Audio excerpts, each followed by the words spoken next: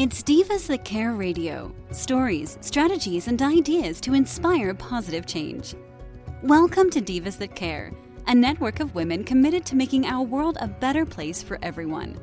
This is a global movement for women, by women, engaged in a collaborative effort to create a better world for future generations. To find out more about the movement, visit divasthatcare.com after the show. Right now, though, stay tuned for another jolt of inspiration. Hello to all. Welcome to Divas That Care Network. I am Joyce Benning, and I will be your host for this invigorating, robust lifestyle show. Please check out divasthatcare.com and listen to all the amazing hosts interviewing incredible women around the world. I am just overly excited today to have with me our monthly returning diva, Deb Matlock, who is deeply connected to earth, animals, and spirit. And today she is going to speak on nature's rhythm in seasons and moons. Oh, man. Now, I am really over the top. I'm excited. So, Deb, could you please introduce yourself and tell our listeners a little bit about yourself today? Absolutely. Sure. My name is Deb Matlock, and I have a small business called Wild Rhythms. I live in Colorado, and I've spent my life, childhood to adulthood, really emphasizing and focusing on my connection to animals and the land where I live. It's just always been a passion and interest of mine, and it's kind of turned into my livelihood. So I'm really excited to talk about it. Over the moon, as I would, since we're talking about moons today. Oh, my word. I love that. That was just perfect. And that totally describes why on your website you're deeply connected to earth, animals, and spirit. Oh, I just love that. And then bringing in the topic, you're over the moon. Well, speaking of that, what opportunities do the different moon phases do you feel provide to, let's start with the animals.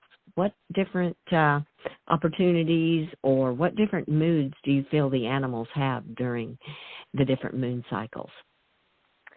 Yeah, I really love that question. You know, I can speak from a couple of angles. One is from my own animal companions in my family. And I have to say, whenever it's a full moon, it is really obvious. And if I've lost track of the season or the sky, and if it's gotten cloudy, I can usually tell by how the dogs and cats are behaving. You know, I've seen cats rolling around in the moonlight that's coming in the window, and midnight and howling, and all these behaviors that they don't normally do the rest of the month. And I've also noticed the dogs are just a little bit more up and at 'em during a full moon. There's more likely going to be those middle of the night awakenings, or those getting up early, ready to rock and roll kind of energies from the dogs, as opposed to when it's a darker time of the month and they're a little more laid back and happy to sleep in and be relaxed. And I can only extrapolate that the wild animals may have a similar experience, and I also would wonder for them, with moonlight, especially on a clear night, they've got light all night long, and in some way, not quite like sunlight, but I would think it would make a huge difference in how they function out there. Oh, I agree with you. I mean, speaking of the energy levels, because I know in our cattle, you can always tell when it's a full moon, because they're just more playful almost, or they're a little more uncooperative with maybe what us humans think we want them to do. We've always said, okay, working cattle on a full moon is really not a good idea, because they are just almost like they're bubbly. They have their own ideas of what they really want to do during that time. So I can relate to that too on the cattle side, and even with the dogs. So bringing that in, do you really feel that the moon phases give off different energy levels to the animals? Yeah, I wonder, is it an energy level? That may well be what it is, or are they sensing something else? It's part of that beautiful mystery, I think, that is what we live within on this earth. And we certainly know a lot about what moons do with the tides and cycles, and there's a lot of scientific data that we already understand aligns with the moon cycles. So it makes sense to me that it would be gravitational and energetic and perhaps, light-oriented and maybe even spiritually oriented for them, just sort of what it feels like, and what it brings out within them. Because I would agree with the playfulness, too. I don't live around cows, but with my dogs, it's the same thing. That, like I mentioned a minute ago, first thing in the morning, they're ready to, let's go play, let's go climb a mountain, And it's interesting to me, for sure. Yes, I would agree on the full moon. And I know even personally myself, I love to be out in the dark in a full moon because it's almost invigorating. It just gives you, it's such a neat feeling because it's so beautiful out to be able to see in the dark. Oh my gosh, I completely agree. And one of the things I love to do is watch the shapes and colors of the sky with the full moon illuminating the clouds and the shadows and clouds moving around the moon or over the moon. And it's like this beautiful light show that just feels like I'm out there with a friend. Even though that friend, that moon, is there every night, in those full moon times, it's just so easy to see that friend. It's so easy to be there and just sort of, it's like this amazing artistry across the sky, and always feels really inspiring to me. Always kind of grabs me at my core. Yes, it's almost like it's a connection. You can feel a connection to that full moon because it's just, I don't know. It's kind of hard to explain in some ways. It's just giving you a whole different feeling. Even the other night I saw it coming up, and it was just like an orange ball up in the sky, just as it was coming up in the east. And I'm going, oh my word, it almost reminds you of a sunrise, but yet there wasn't all the colors. It was just that moon in its own color coming up. And it was just, I'm like, oh, that is just beautiful. It just gives off a connection to you and the skies and everything around you is kind of how I would describe how I feel with it. Oh, I completely agree that connection is such an important piece. And something it often reminds me of is that there is so much out there beyond our beautiful, amazing Earth, which, sometimes the day-to-day dramas can be the focus point. I can sometimes feel very overwhelmed by what's just right in my little plate, in my little world. And, you see the moon, and it's like, oh, right. And that's just one other body up there of all the vast, universe and galaxies. And I can't even grasp the expansiveness of all of that. And so I think it sometimes makes me feel kind of humble and reminds me that, okay, it's all just a little bit of earth drama. I can take a deep breath. Just keep on going. Yes, the to-do list is very long, but let's just hang out here tonight with the moon and get some perspective. Yes. Oh, yeah, that is just a beautiful way to put it because, yes, it is such a vast area up there. And like you said, the clouds going over the moon, that is just beautiful. One evening when I was out watering cattle, the sky was so full of clouds, too, and as the moon was coming up, as they were crossing over, it was just breathtaking to just kind of look at that and just see the beauty that is up in there and feel that connection to the skies and the earth around you. So, I love that. That's gorgeous.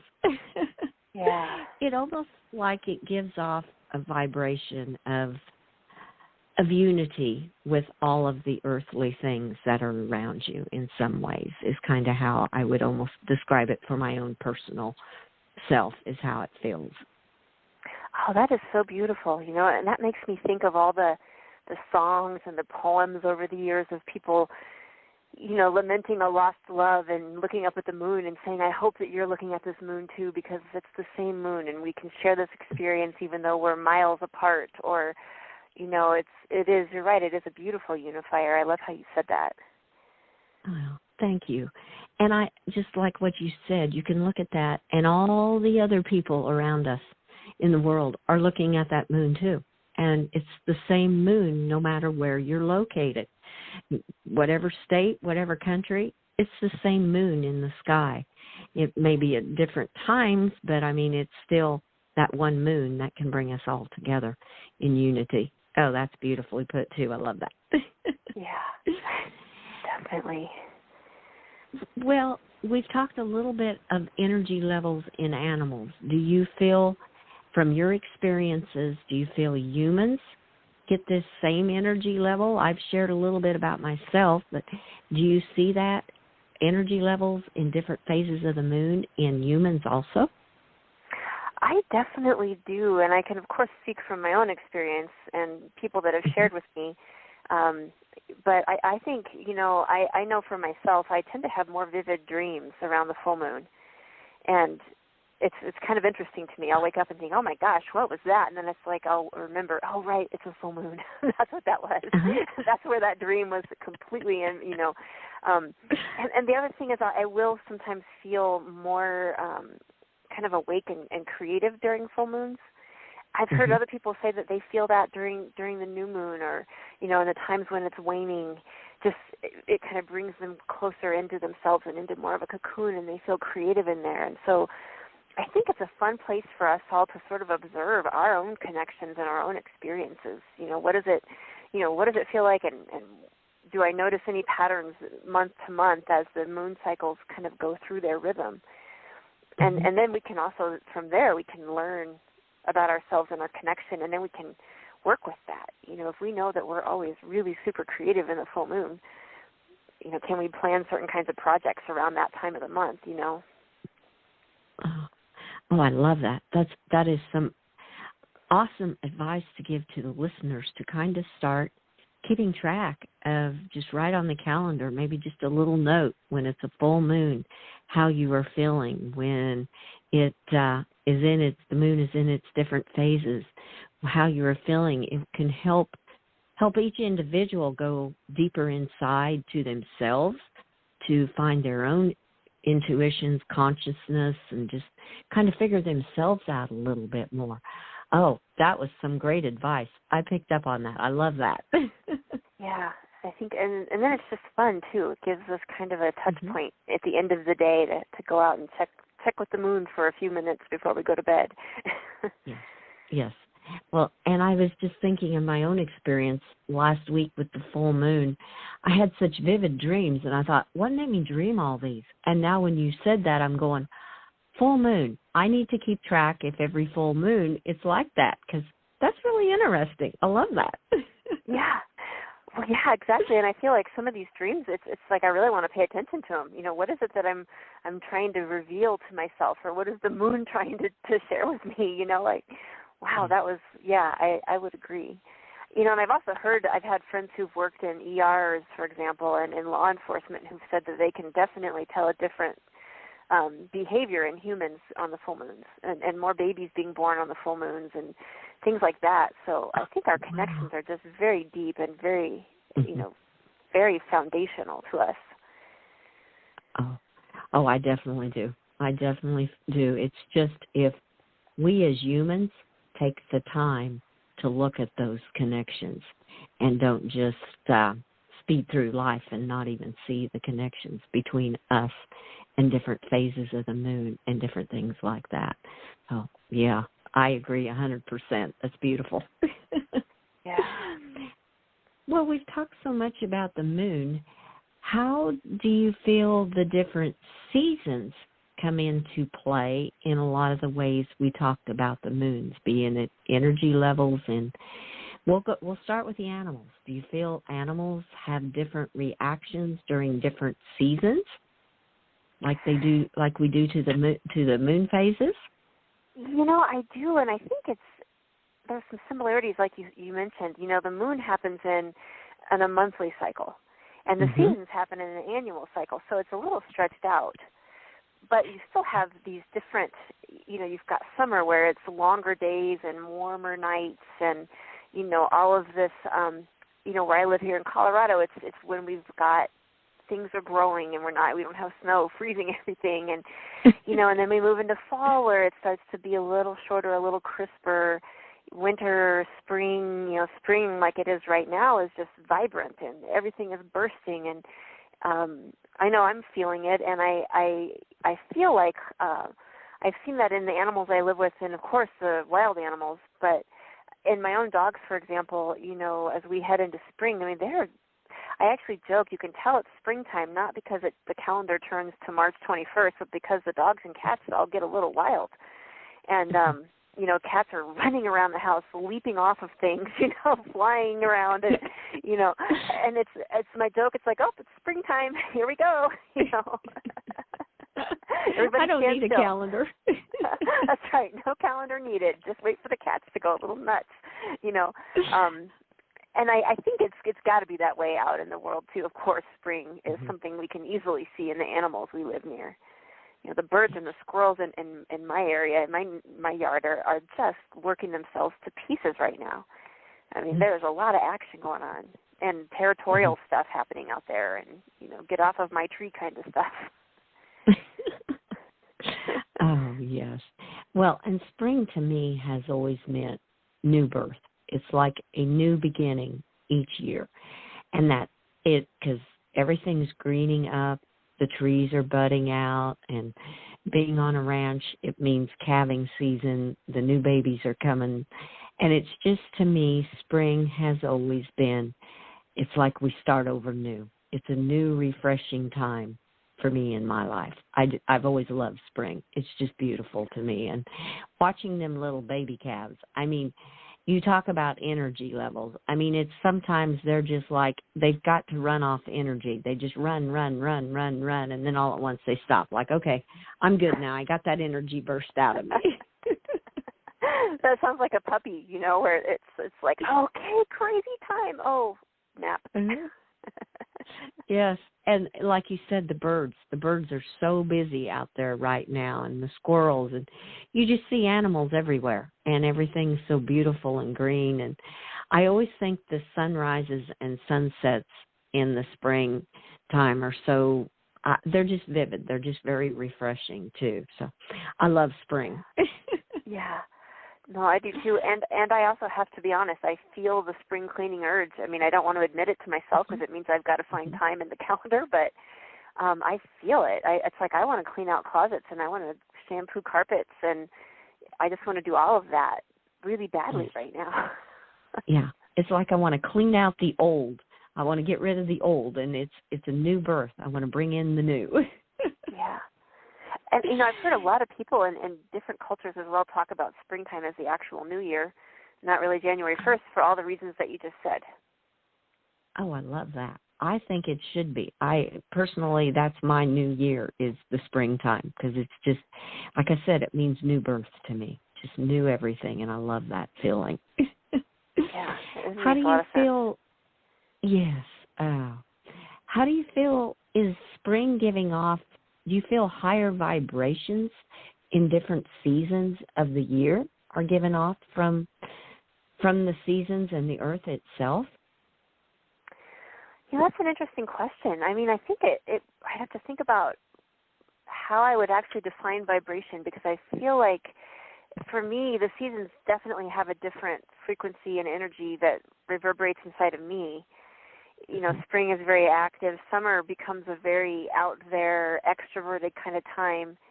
And then fall really does close in. I start to feel myself kind of shutting down, wanting to pull back a little bit from a whole lot of public engagement, for example. And then in winter, it's almost like a partial cocoon feeling, which, of course, it's not, life doesn't necessarily allow to fully act on that energy, but I definitely notice it. And I notice those darker nights, and I get tired at 7 o'clock in the middle of December, whereas in the middle of June, 7 o'clock is early evening, and I may have had the same number of hours of sleep the night before, but it feels different, and there's no way I would be tired at 7 o'clock in June. Yeah. So that is, there is a different energy, a different kind of way that it fits, and that maybe a vibration or a frequency is a good way to describe that.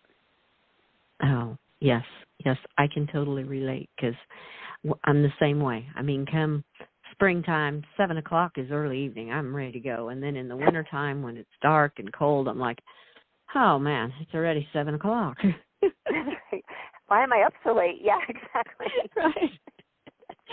So it has to be something, I feel, in how the earth is giving off energy levels, maybe vibration levels, different vibration waves in the air, possibly. I don't know. Yeah, I mean, that's fascinating. And it also really shows to me something that we can really learn from, which is that we have, operating in these cycles is a very natural thing. And I think it's really easy in our modern Western culture, where the schedule is the same. Unless you take a week off for a vacation, the expectation is as a certain sustained level of productivity. And everybody needs 8 hours of sleep a night and 3 meals a day and 9 hours of work. And there's never any seasonal shift for that. And I know for myself that doesn't work. That's a formula for burnout.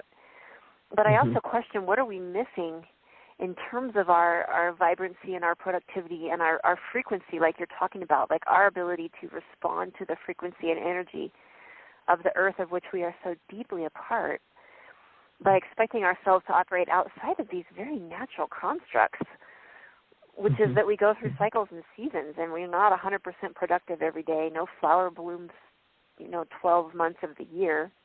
The moon is not full every night.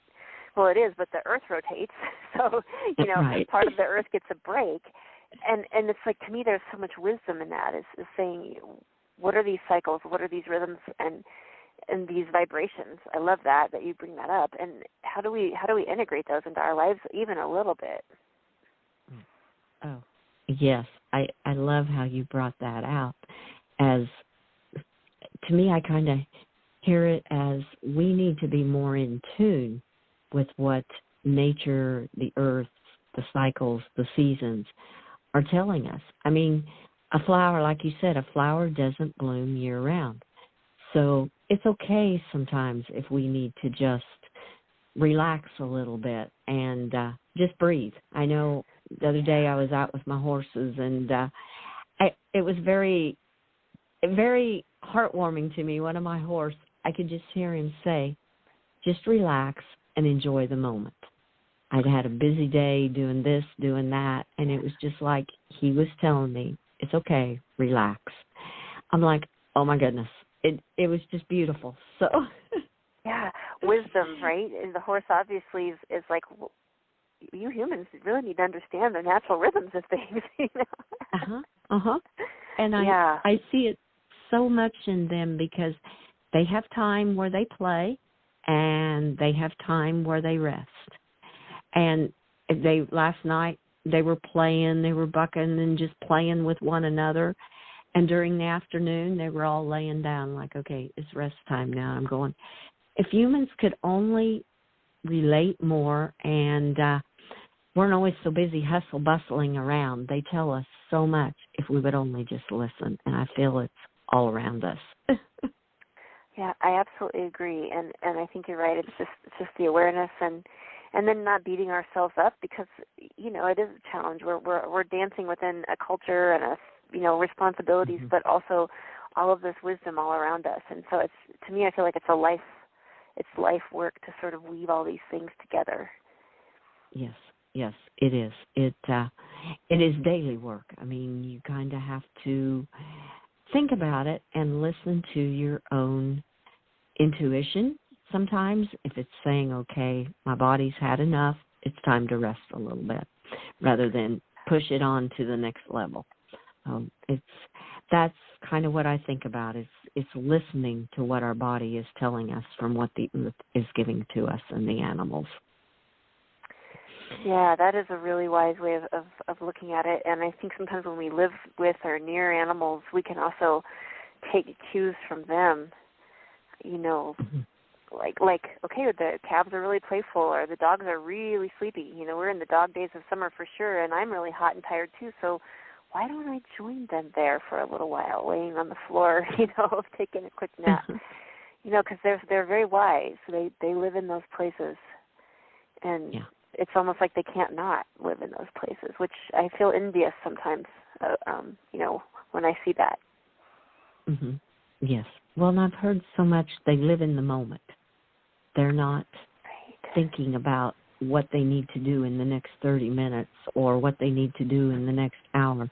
They're living for the moment. And that has just struck me as being so beautiful. If us humans could only live in the moment and enjoy that very moment rather rather than thinking about what we have to do next. Yes.